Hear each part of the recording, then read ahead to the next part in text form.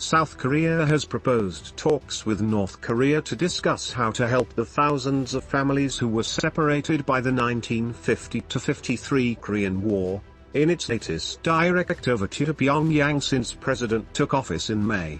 The Unification Minister extended the invitation to dialogue on the eve of Chuseok, one of the biggest holidays for Koreans on both sides of the border, describing the separation of families as part of a painful reality. Families were torn apart in 1953, when an armistice brought the fighting in the Korean War to an end but left North and South still technically at war and the peninsula split by the demilitarized zone and heavily fortified border.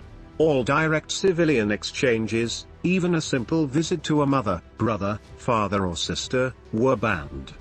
The governments of the two Koreas have occasionally allowed brief reunions.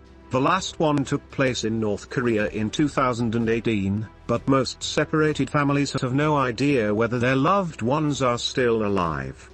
It is unclear whether North Korea, which has already rejected Yoon's proposal for aid in return for denuclearization, will accept the latest offer.